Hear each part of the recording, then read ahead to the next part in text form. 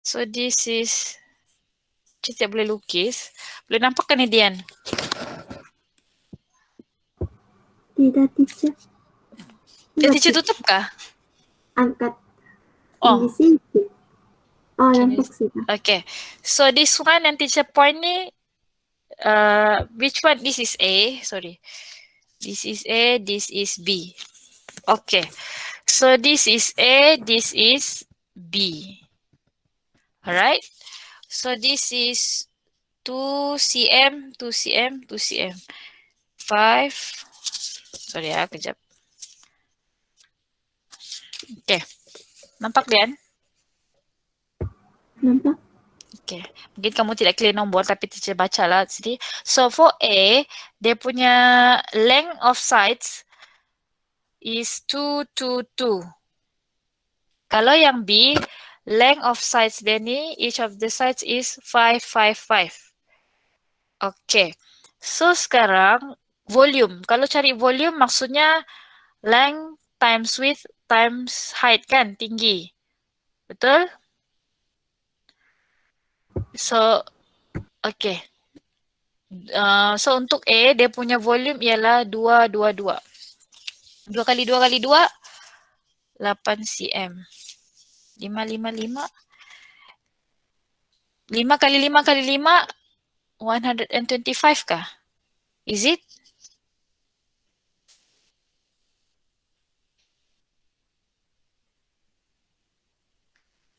Yes. Ya, teacher. 125. Okay. Okay. So this is volume. So kita tengok volume ah. Volume A ialah 8 cm cube. Kalau volume B, okay, 125 cm cube. So siapa yang high volume? B. Betul? Okay. So kita consider B is high volume. So teacher lukis bulatan sini tengah-tengah. Teacher kasih color dulu. Nampakkah color dah? Nampak? Okay. So yang A ni dia exert pressure. Maksudnya dia menghasilkan pressure. Okay, dia ada pressure. Compare dengan, jadi dia bila dia against the wall of the box. Compare dengan ini, B ni. Mana yang kamu rasa pressure dia tinggi? A, sebab kawasan dia sempit. Okay, compare to B. Sebab itu kamu kena faham. Jadi conclusion yang teacher mau tunjuk di sini, bila low volume, high pressure. Boleh? Boleh. Okay, jadi kalau B, apa conclusion dia?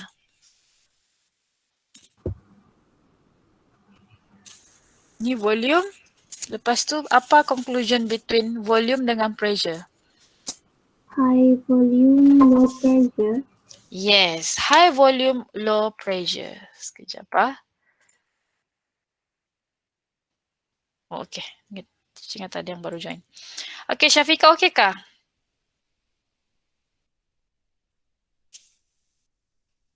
Sekejap. Alright, so di situ, itu yang teacher maksudkan tadi. Sama inilah nih, kita kena ada high volume dulu. Okay, maksudnya yang ini. Kita kena ada high volume dulu, barulah air pressure dia rendah. Kita kena create tempat tu atau space tu jadi high volume. Supaya air pressure rendah. Bolehkah? Bolehkah itu teacher tanya. Bolehkah, bolehkah. Alright, kalau tidak faham, just tanya teacher lah. Okay, so sekarang, tadi teacher tanya, start, kenapa tadi ini mulut ikan? Ini yang my tip of my finger is fish mouth kan. Jadi, sekarang dia mau, it want to make sure the water. Kenapa cikgu cakap water bukan air, udara? Sebab fish ni dia special, dia bukan dia bukan macam pergi cari udara apa semua. So it wants to make sure because it gets the oxygen from water.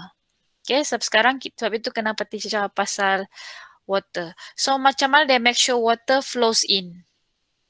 Dia kasih lower the flow of buccal cavity. Kenapa dia kasih lower?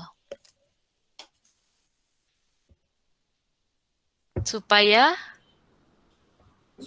dia punya pressure rendah. Jangan dulu terus pergi pressure. Supaya ada high volume.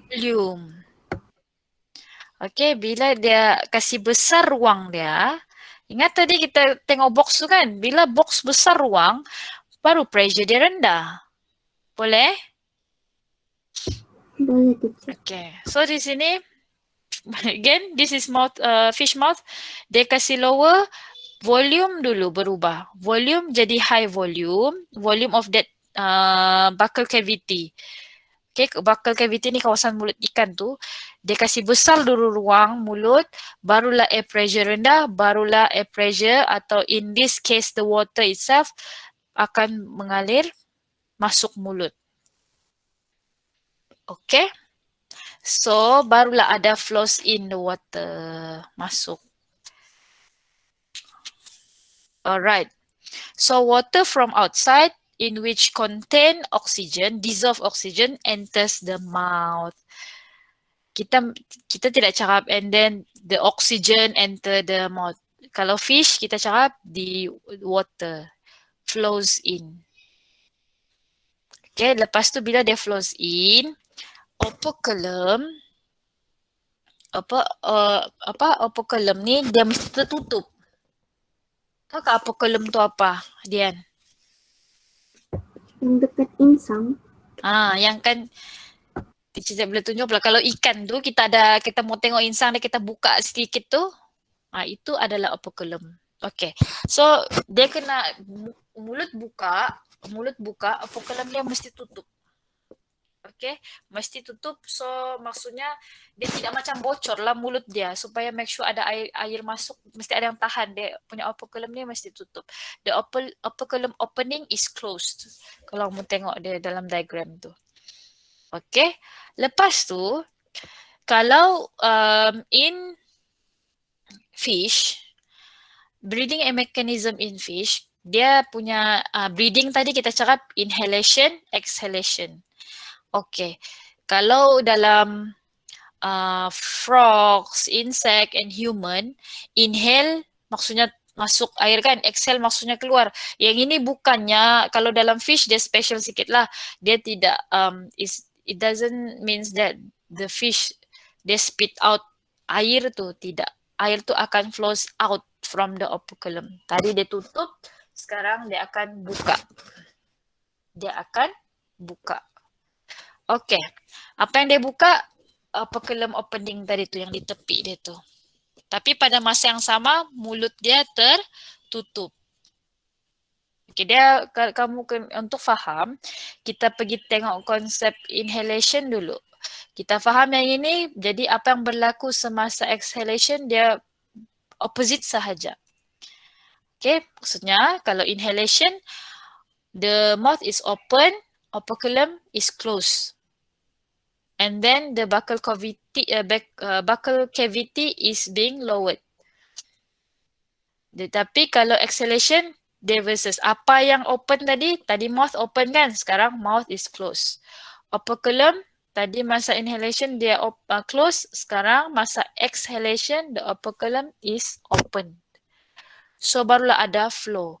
Don't forget that the flow of buccal cavity is being raised. Kena angkat sudah. Okay, tengok balik tangan teacher ni. So tadi dia buccal cavity dia macam ni supaya it has a high volume, air pressure kurang. Okay, lower air pressure. Tapi sekarang dia mau force out sudah. To force out the water to be expelled kan. Jadi dia mesti kasih create a low volume. Macam mana create low volume? Dia kasih naik balik the flow of buccal cavity. Okay, sebab when dia do that. When the floor of buccal cavity is being raised, space dia makin kecil. Space makin kecil, volume pun makin kecil. Tapi bila volume makin kecil, air pressure dia meningkat. Boleh? Boleh. Alright. So itu untuk fish. Sebenarnya teacher akan explain yang itu je untuk kamu untuk kamu tengok dia punya wording, cara tulis ayat dia kamu boleh tengok di buku teks nanti ya. Because I want to explain the concept of this inhalation and exhalation. Okay. The last one. Humans. Diri kamu sendiri. Is us, about us. How do we breathe? Senang je. Sekarang even now pun kita breathing kan, cuma kita tidak perasan sajalah. Okay, jadi konsep yang sama. Again, we must have this high volume. Lepas tu supaya air pressure jadi rendah. Bila air pressure di ruang yang ada respiratory structure ni jadi rendah, barulah air pressure yang dari luar boleh masuk. Sebab air pressure dia mesti, bila kita mau ada movement, dia mesti ada gradient. Dia mesti ada satu tinggi, satu rendah. Okay? Jadi, di mana yang perlu rendah? Dalam cavity. Di mana yang perlu tinggi? Di luar. When I said cavity, again, cavity ni difference in different organism. Okay? Contoh, ulang lagi balik, kalau dalam insects, which is grasshopper tadi, dia punya cavity adalah di ruang trachea. Kalau kita pergi dekat frogs pula tadi, cavity dia ialah buccopharyngeal cavity. Kalau fish pula tadi, dia punya ruang cavity, ruang kosong dia tu yang kita kasih lower dia punya volume tu adalah buccal cavity. Kalau in human pula, our cavity tu di mana? Nah, ini kita panggil mana? Thorax cavity. Thorax cavity ni di mana? Ruang antara rib cage dengan our lung. Okay, cavity ni adalah ruang. Okay? Okay, baik. Kita pergi human breathing mechanism for inhalation. Again, kita mesti ada high volume di dalam kita punya cavity, iaitu thoracic cavity. Okay, macam mana kita increase the volume? Kita kasih create large space kan? Ingat box kita lukis tadi tu yang large space dia akan ada high volume. Macam mana ada large space dalam kita punya thorax cavity? Kita akan kasih angkat. Okay, angkat the rib cage.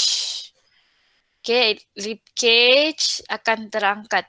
Rib cage ni tulang, it's a bone. Rib cage ni dia tidak boleh bergerak. Yang boleh bergerak is our muscle. Dan kita tahu rib cage kita ni is the muscle which we call intercostal muscle. Okay, intercostal muscle dia attach dengan kita punya tulang. Bila intercostal muscle ni contract, barulah tulang kita tu bergerak. Kalau dia relax pun dia ikut bergerak juga tulang tu. Okay, so let's look at the number 1 here. The external intercostal muscle contract. Okay. While internal intercostal muscle relax. Okay. So maksudnya intercostal muscle ni dia ada layer. Ada external, luar, ada internal. So sekarang kita mau rib cage kita naik, external yang akan contract.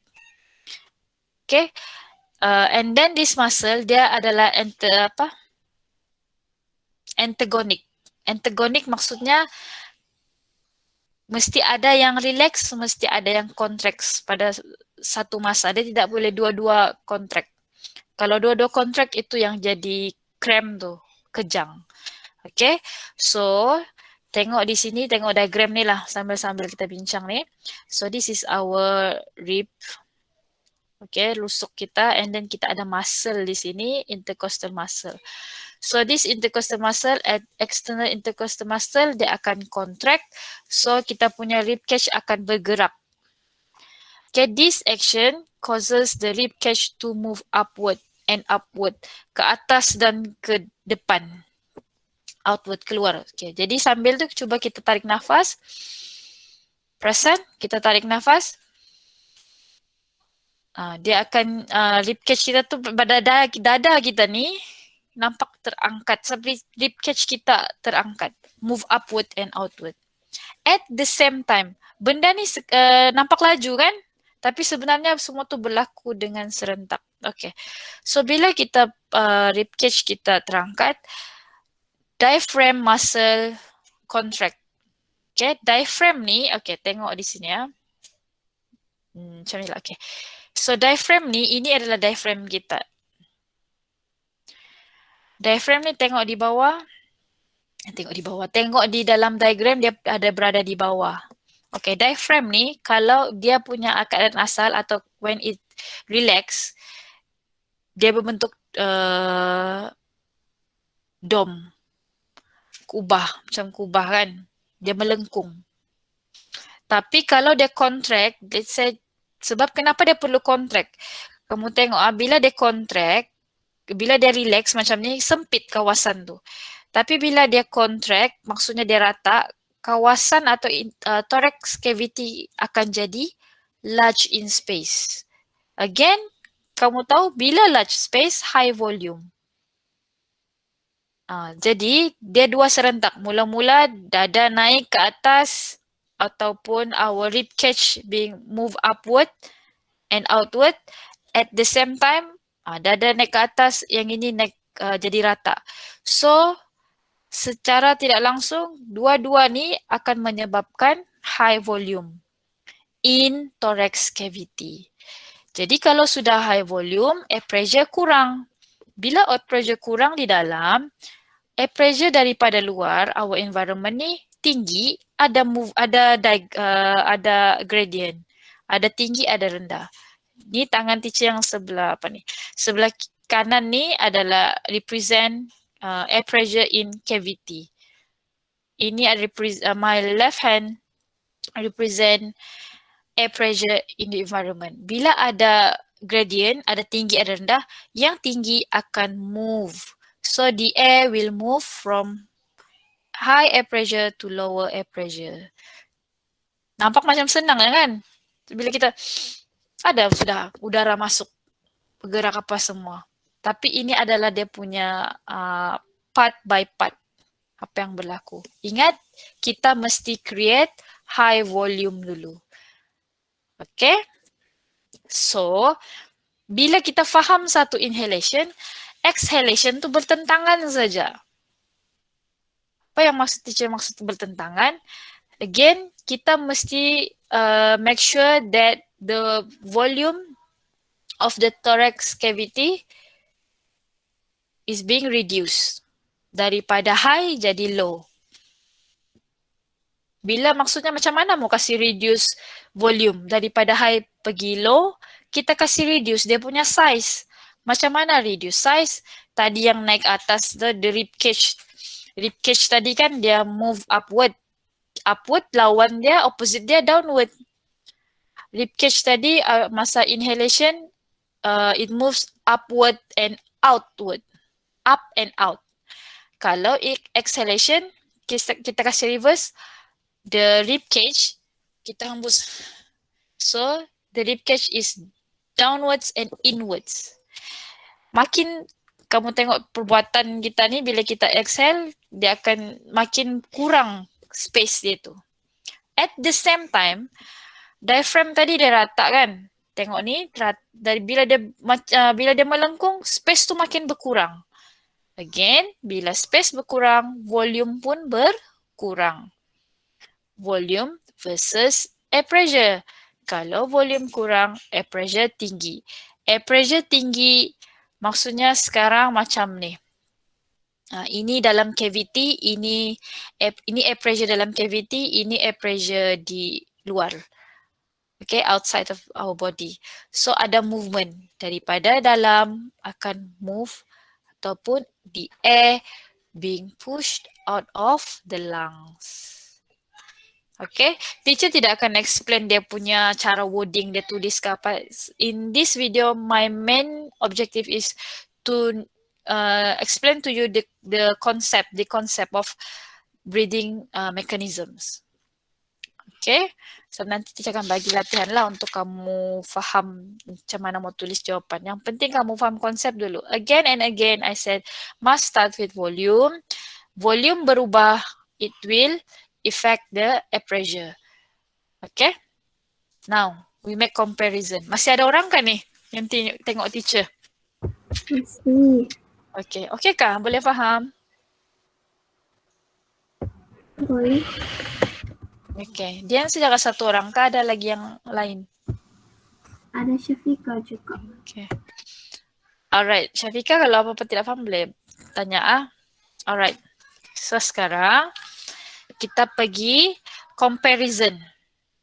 Comparison ni again, comparison mesti ada similarities and also the differences. Okay, so kita pergi similarities dulu. Of course, bila kita bincang tadi, setiap satu apa similarity tadi yang kamu perasan? Setiap slide tu teacher letak.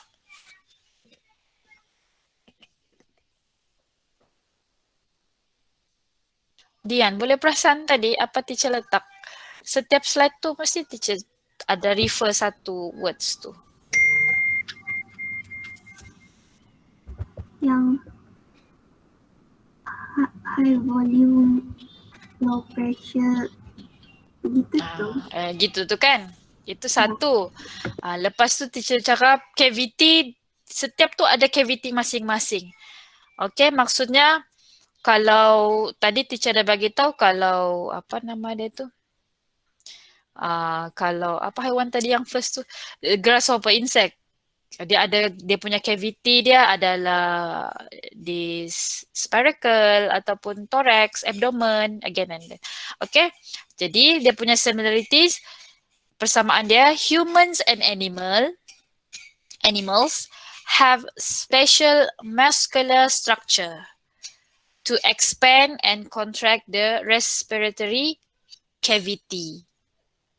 Okay, again, cavity ni adalah ruang. Di mana respiratory cavity ni ruang lah di mana berlakunya respiratory tu. Alright. Setiap ada masing-masing. Okay, setiap organisms tadi. And then the second similarity is the breathing mechanism. Each of these organisms involves changes in volume and pressure in the respiratory cavity. Dia mesti ada involves the changes. Mesti ada perkataan changes lah sebab sekejap kita mau dia low, sekejap kita mau the volume to be high. Low volume, high volume. Jadi mesti ada changes in volume and then it will involve the changes of pressure. Boleh? Boleh. Alright. So kita pergi differences dulu. So between insects, fish, frogs and humans, kita pergi tengok ini 3 ni karakteristik. Okay, the first characteristic is respiratory aperture. Respiratory aperture ni maksudnya aperture ni bukaan. Bukaan ni untuk senang faham kan kalau kita kamera kan, kamera yang manual tu, yang Nikon, Canon, kalau yang kamera mahal-mahal tu kan, bila kita yang ada bunyi sound kecil macam tu kan, kamu akan nampak dia ada satu aperture bukaan macam tu. Dia macam kelipan mata kita ni lah, aperture bukaan. So di mana ada bukaan respiratory, di mana masuknya oksigen tu ataupun keluarnya karbon dioksida. Okay, itu adalah perbezaan. So itu kita panggil respiratory aperture. Okay, sebab dalam fotografi ada juga perkataan aperture ni. Aperture ni maksudnya bukaan kamera tu. Okay, tapi ini adalah bukaan untuk respiratory. Kalau insects, di mana keluar masuknya oksigen tu, it happens at spiracle. Again, spiracle ni adalah along the abdomen, sepanjang badan grasshopper tu. Dia ada dot kecil. Kalau fish pula, di mana ada bukaan dia berlaku it happens at mouth and operculum. Okay, ada opening dia. Okay, untuk frogs, it happens at nostrils. Okay, walaupun frogs ni kita tidak nampak dia punya hidung, this frog's nose, kita panggil dia tidak ada nose. Dia ada terus nostril. Okay, kalau kita ni, our nose is obvious, kita panggil dia nose lagi, baru ada nostril. Tapi kalau frogs, dia terus lubang hidung, nostril. Okay, so humans, of course, same as frogs, nostril. It happens as nostril. Okay? Sebab memang kita boleh bernafas guna mulut juga, kita buka. Tapi main respiratory aperture is our nose. Alright? Okay, lepas tu kalau kita compare dari segi structure that helps breathing. Okay, structure that helps breathing maksudnya structure atau bahagian yang terlibat untuk kasih increase dan decrease the volume. Apa dia? Yang pertama adalah thorax and abdomen. Untuk insects. Kalau fish, okay, the structure that helps breathing is operculum and muscular floor of buccal cavity. Okay. Kalau dia ada perkataan muscular floor of buccal cavity, maksudnya that part is a muscle. Okay, dekat bawah ni, kalau kita ni ikan lah kan, contohnya inilah kita punya buccal of cavity. Okay, dia ada muscle, dia boleh being lowered atau being raised, boleh diturunkan atau dinaikkan. Okay, itu untuk fish. Kalau frogs pula, it has a muscular buccopharyngeal wall. Ruang mulut dia ni, dia boleh, sama juga lah, it can be lowered, it can be raised. Boleh digerak-gerak. Okay, benda yang bergerak ni, of course, because of muscle. Sebab itu adalah perkataan muscular. Alright. And then, the last one for human, structure that helps breathing, our diaphragm. Diaphragm kita tadi tu, rib cage and intercostal muscle. Alright, and then the last one, breathing organism. Okay, so breathing organism for insect assisted by contraction and relaxation of abdominal muscle. Okay, cara senang ingat, kalau teacher akan ingat breathing mechanism ni, teacher akan ingat abdominal muscle saja. Okay, dan kita tahu muscle, teacher sudah bagi tahu tadi, kalau muscle kerja dia dua saja. Dia contract and relax. Jadi ayat tu kamu tidak payah ingat ayat yang panjang-panjang. Okay, so for breathing mechanism in insect is assisted by abdominal muscle. So ayat nanti bila kamu tulis, of course kamu akan, sebab dia muscle, assisted by contraction and relaxation. Contract and relaxation of abdominal muscle.